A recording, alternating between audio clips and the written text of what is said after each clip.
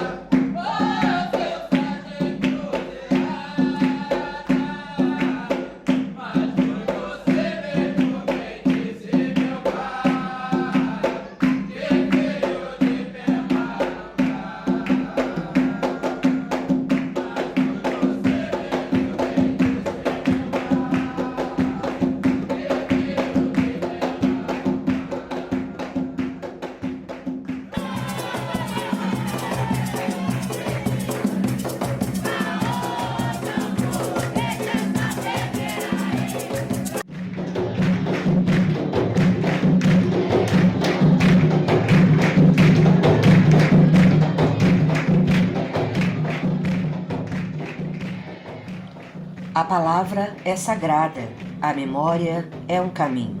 Em Vassouras, no sul do Rio de Janeiro, um homem escravizado semeou a fé onde havia apenas dor. Essa história não está nos livros, ainda. Está nas vozes, nas oferendas, nos cantos. Essa é a Umbanda de Pai Fabrício.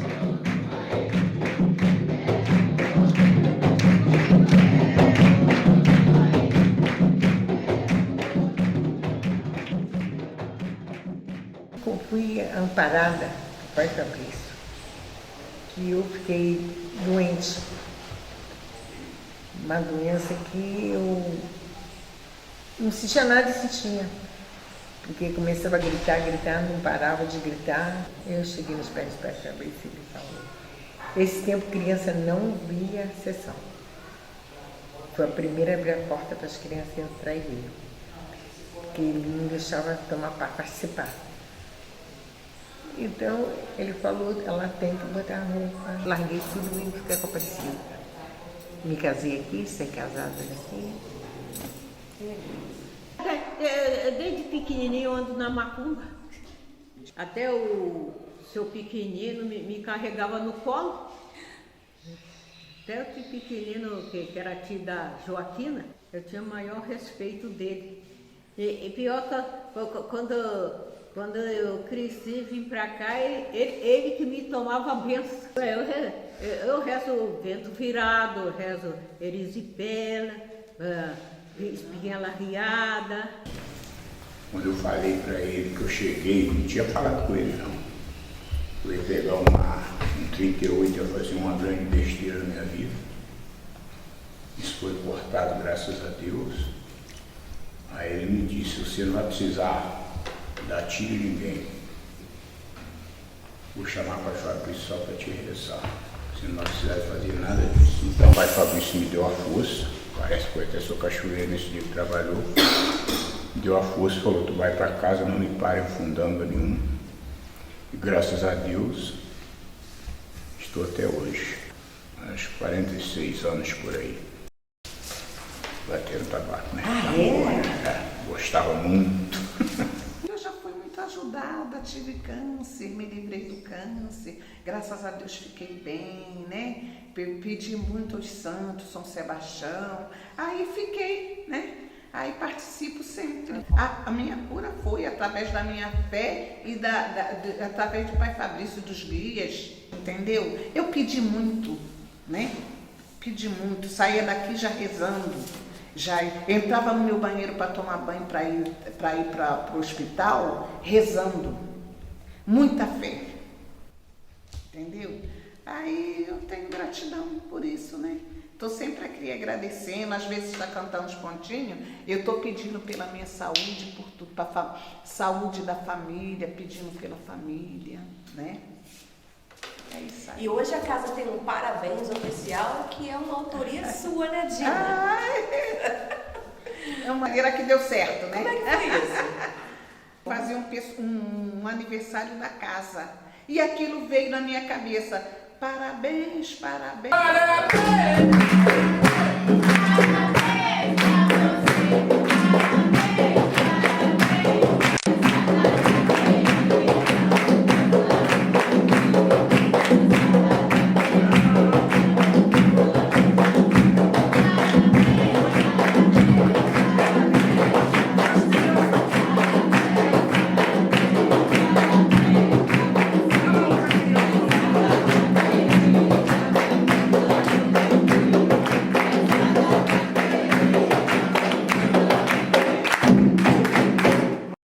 Então eu vim para cá com meu avô e com a minha tia Dite. Manuel Batista, que ele já era frequentador da casa de Pai Fabrício. Ele e minha tia, quer dizer, primeiro eles nem traziam a gente, né?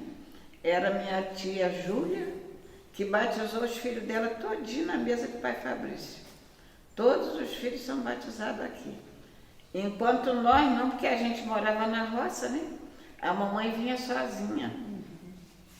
Então a mamãe vinha, vovô, essas coisas. E uma época, aí seu Custódio precisou, a família que morava aqui, que tomava conta da casa, mudaram, né?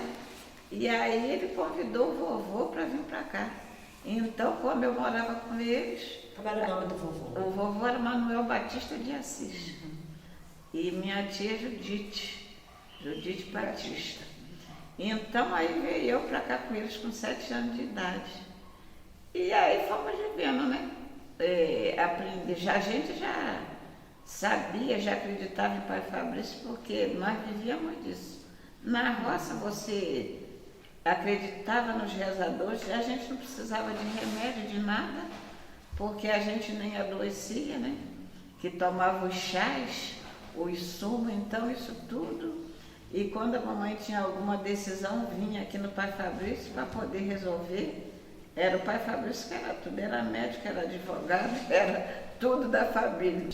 Porque tudo era feito em nome de Deus, né? Oi, quem é essa preta Maria que veio lá de Minas? Oi, quem é esse preto João que veio lá de Angola? Oi, quem é essa preta Maria que veio lá de Minas?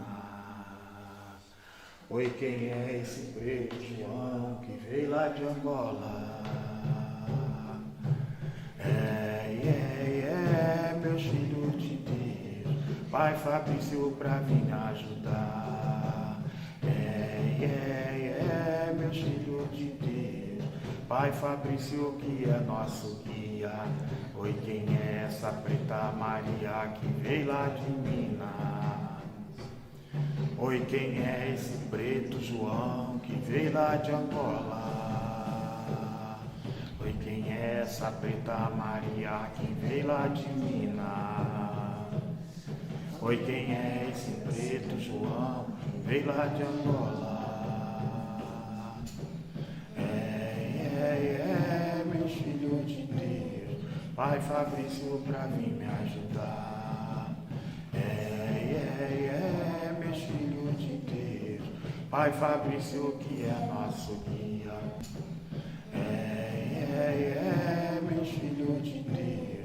Pai Fabrício pra vir me ajudar. Meus filhos de Deus, Pai Fabrício que é nosso guia. Então esse nome, que para nós não deixou de ser um nome, passou a ser uma referência de fé, de amor, de esperança principalmente.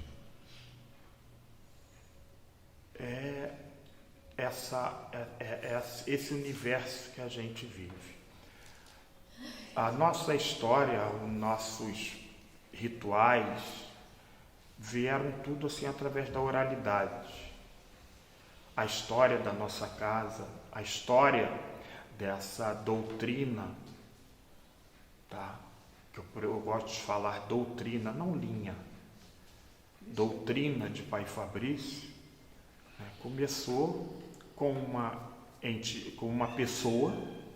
Quando se fala pessoa, se deduz ser humano vivo, né? Não é uma lenda, não é uma história com porque foi lá na fazenda que a fazenda do secretário, lá por volta da década de 50, 60 do século XIX, que se iniciou lá na fazenda do secretário, em São Sebastião dos Ferreiros.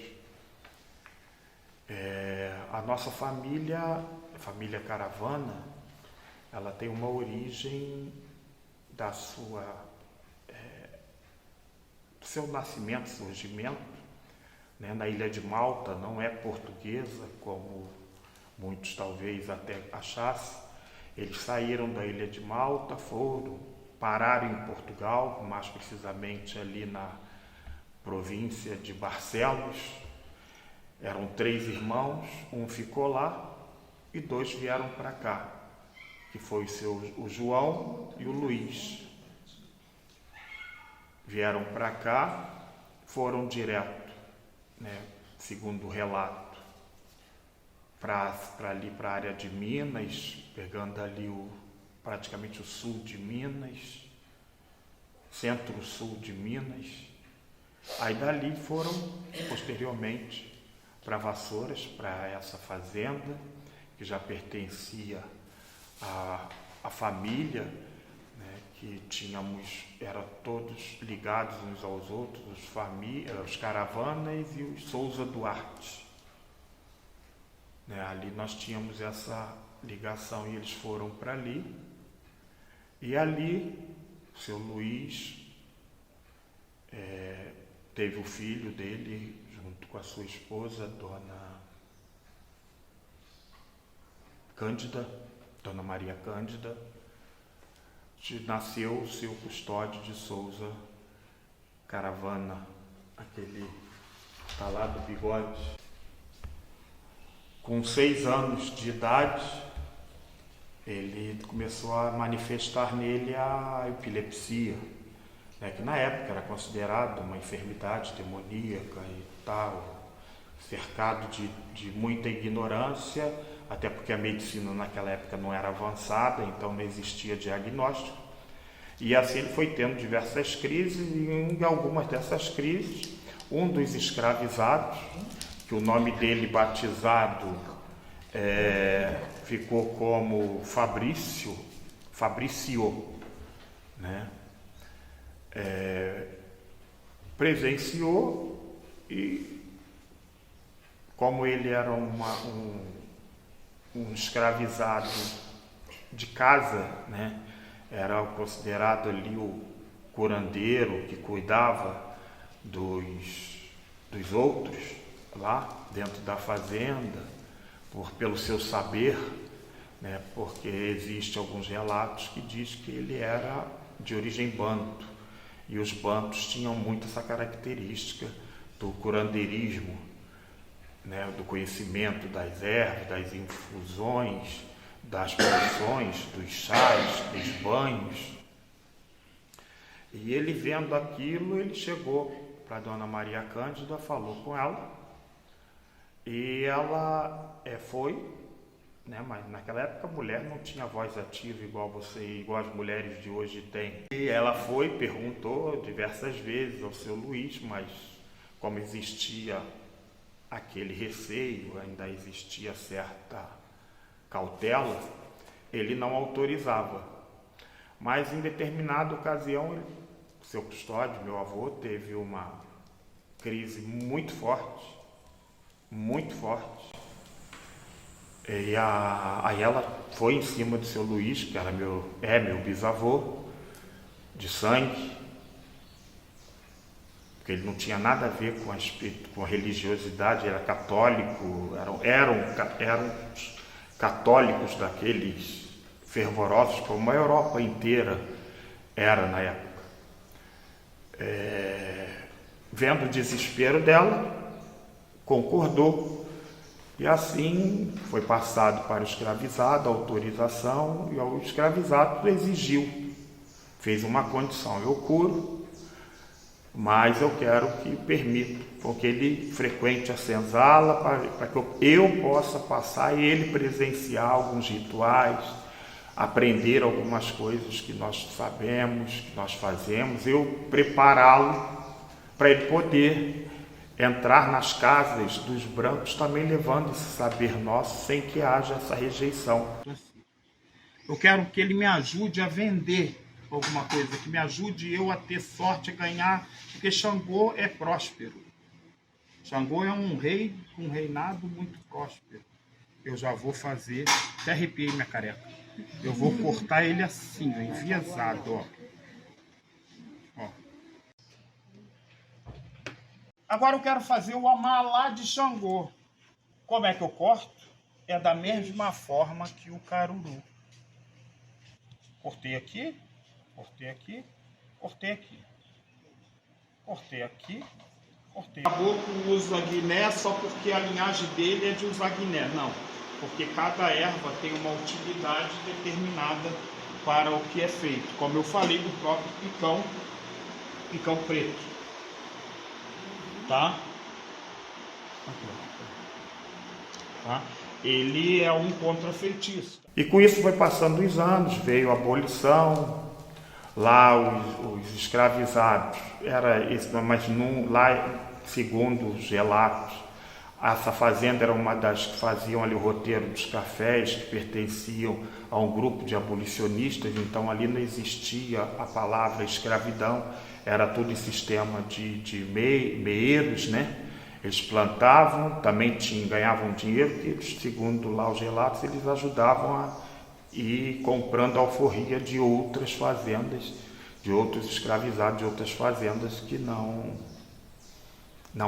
pertenciam ao grupo deles. Então, com a abolição, muitos foram para lá e logo em seguida, 4 anos depois, segundo os relatos, por volta aí de 1890, 91, esse Fabrício falece e em 92 tem a primeira manifestação, 1892 tem a primeira manifestação de Pai Fabrício na coroa, na cabeça, no corpo de seu Custódio de Souza Caravana. Aí começa ele trabalhar, fazer os trabalhos, começa a fazer tudo aquilo que ele precisava.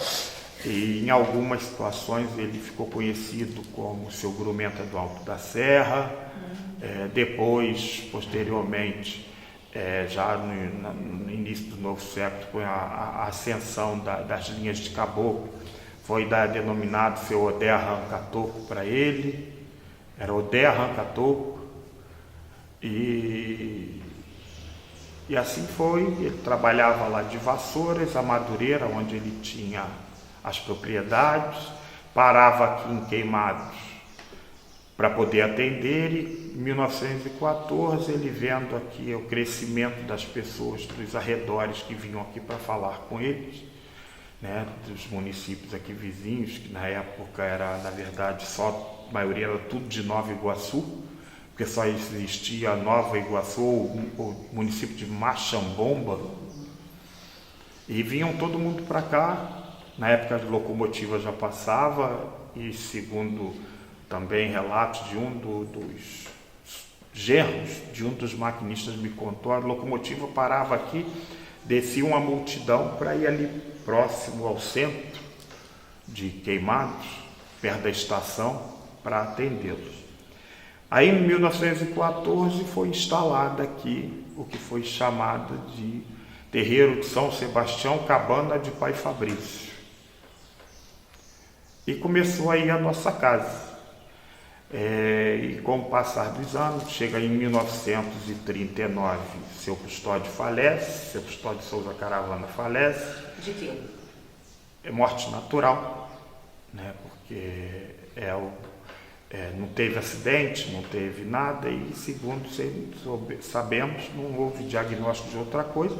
Simplesmente 6 meses antes da passagem dele, ele reuniu todo mundo, reuniu os parentes, daqui 6 meses eu vou fazer minha passagem. 6 meses antes ele comunicou, quando foi 6 meses depois, ele reuniu no dia de uma sessão todo mundo e fez a passagem na mesa de santo dele rezando. Aí houve um desespero de papai, que assumiu logo em seguida, até então com 26 anos de idade, assumiu. Ele se desesperou porque quando vovô resolveu cuidar dessa parte espiritual, a família que era detentora de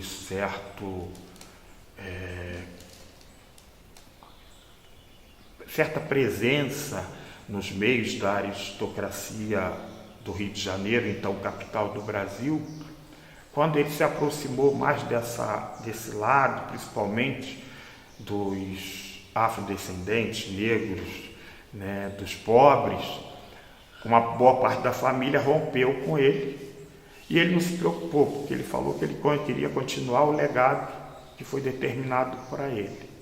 Então ele pouco se importou com isso, e quando o vovô faleceu, meu pai assumindo, na herança também, que era ele e mais 2 filhos, 2 irmãos, Laureano e que a gente conhece como Sinhá,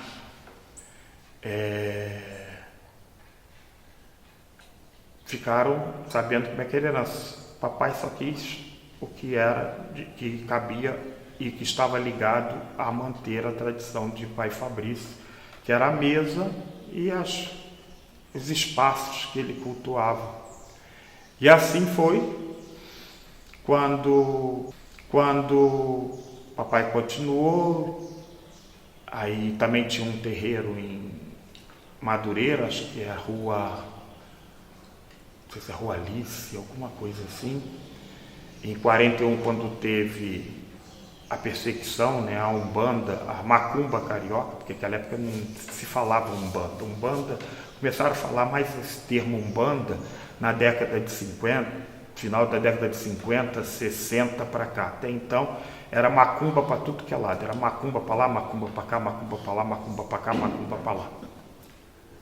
Aí e todo mundo era caboclo, não tinha essas outras, era caboclo para lá, caboclo para cá, era, se fosse Exu, que a gente chama hoje, também era caboclo, se fosse preto velho era tudo caboclo, era tudo, não existia essa diferenciação.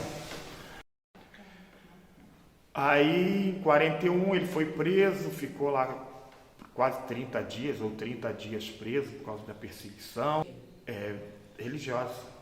Foi determinado na época, se eu não estou enganado, por Getúlio, e ele foi por causa de uma certa rixa que ele tinha com Getúlio, porque a nossa família era muito ligada a Getúlio Vargas na época. Meu avô, quando vivo, fez parte de alguns staff político dele, mas aí com o falecimento do meu avô, meu pai era muito questionador e lutava pelos interesses dos pobres, dos negros, e isso não agradava muito a fidalguia carioca, né?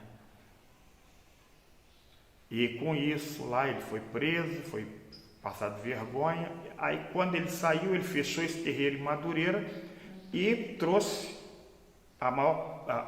todo o movimento que ele fazia em Madureira, ele Aí fez com que houvesse o crescimento dessa casa, que até então era mais um ponto de reza, de desenvolvimento uma vez por mês, porque ele dava muita atenção. Era em Madureira e uma parte também em Vassouras. Mas com o fechamento de Madureira, por causa disso, aí ele focou mais em Queimados, Vassouras e abriu Três Rios. Foi onde ele abriu o terreiro de Três Rios, fez lá também uma outra área para aproveitar o pessoal da zona ali de Juiz de Fora, que aí fica mais próximo.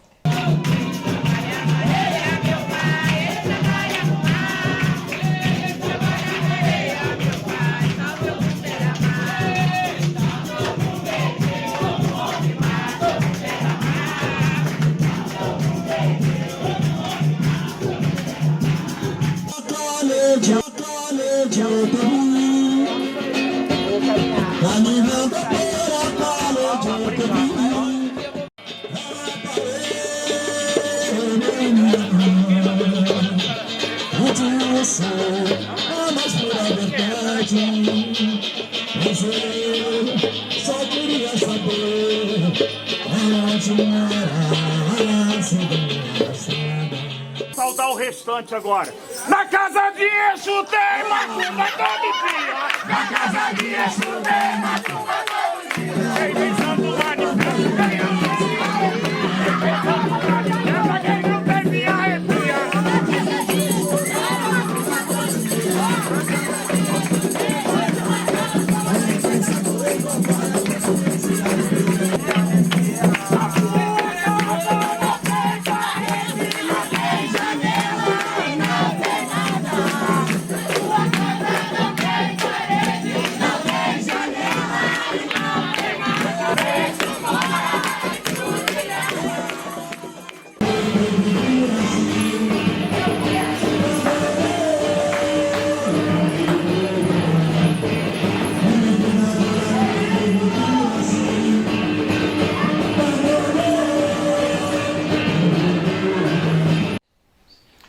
E aí foi levando essa ritualidade, tá? Passaram-se os anos, ele pôde trabalhar tranquilo, desenvolver, mas continuou, mesmo quando chega em 60, na década de 60, em 64, que foi quando eu nasci, isso tudo que eu estou contando vem da oralidade e fazendo com que aquilo se perpetuasse e a gente tivesse o que passar para as outras pessoas.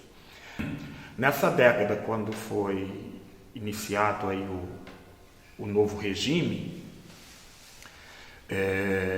onde tudo era verificado, se existia sintomas, né, do socialismo, aí eu lembro quando eu era jovem, criança, que eu sempre estava perto, na década de 70 ali, por volta ali de 70, acredito eu, porque eu lembro muito, porque era época até de perto de Copa do Mundo, e a Copa do Mundo que eu me recordo, de 70 eu não lembro, 66 piorou, mas a de 74 eu começo a me lembrar bem, porque a gente assistia, né, e tinha mais as coisas ficavam mais na memória, e foi mais ou menos nessa época que a gente aqui, papai atendia as pessoas que precisavam, porque antigamente os terreiros, com as rezadeiras, os curandeiros, né, apesar de curandeirismo ser no Código Penal ser uma prática de contravenção,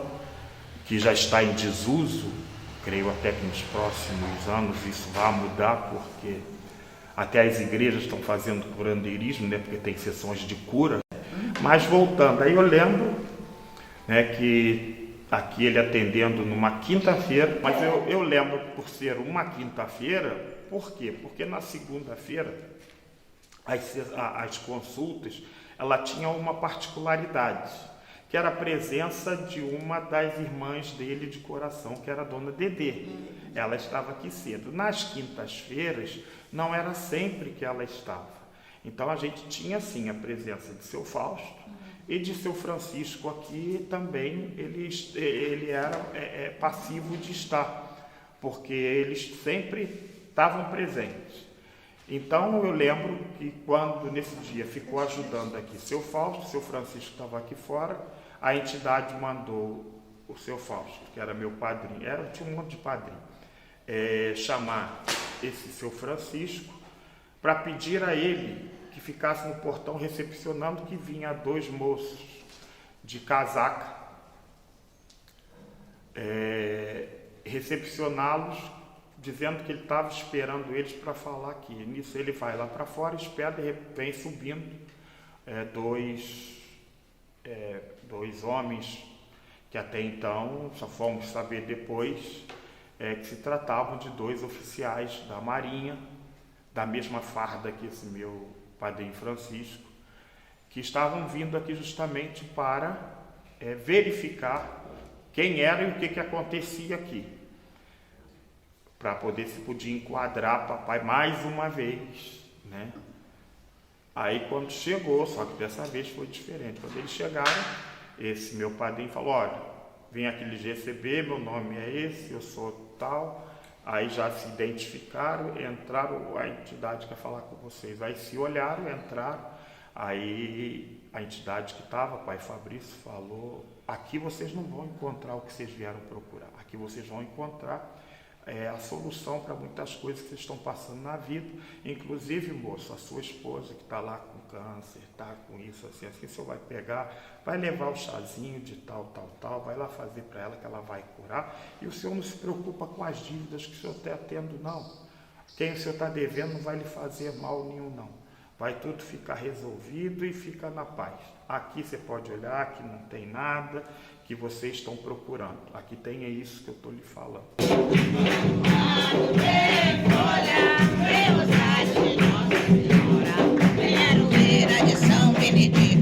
Vai, Benedito, que nos valha nessa hora. Tem aroeira de São Benedito. Vai, Benedito, que nos valha nessa hora.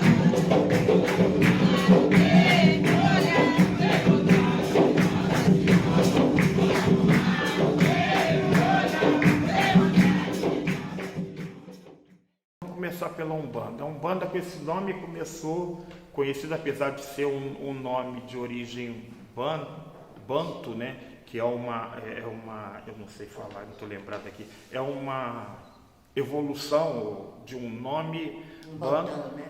Hã? De um bandão. Isso, que foi falado por uma determinada pessoa lá em 1907, mas a gente já praticava o que se faz hoje aqui, os nossos ritos, desde o século XVIII.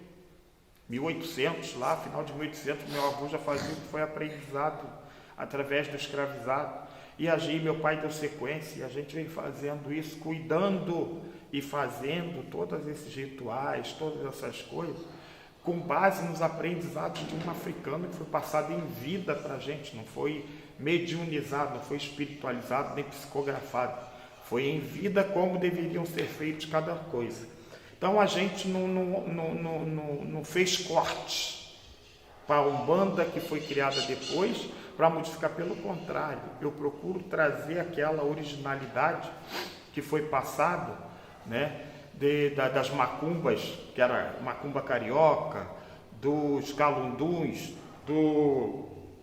de toda aquela coisa que vivenciava naquela época, antes que a Umbanda se tornasse, né, aquela febre que foi ali na década de 50, de 60 para cá, quando se começaram a fazer os grandes congressos, né, que o próprio Tancredo, Tata Tancredo fez, seu Benjamin da Tenda Mirim fez, e essas coisas a gente chegam aqui e vê que existe alguma ligação muito forte com os rituais africanistas, né? Porque é o nosso ritual das nossas casas, as nossas roupagens, elas mantêm aquela tradição antiga, os nossos rituais, os nossos cânticos são muito misturados, a gente aqui busca, tem em língua nagô e urubana, em língua banto, em língua portuguesa, não é que nós fazemos hoje essa mistura, isso tudo já veio lá de trás.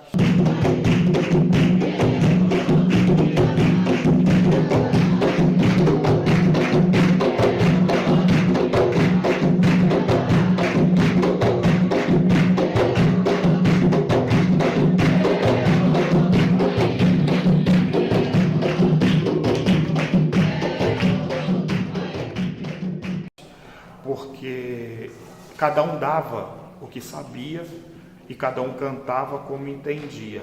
Então nós viemos, nesses mais de um século de cabana, só de cabana, né, que esse ano 2025 fez 111 anos, nós não mudamos. Por que eu vou mudar uma coisa que eu já recebi pronta? A gente enaltece muito os nossos segmentos das tradições indígenas, né, através dos nossos caboclos, das nossas utilização das ervas, da difumação, e vamos conduzindo sempre com essas tradições da reza, de curas espirituais e materiais. A gente vai seguindo sempre com esse segmento do jeito que a gente tem feito.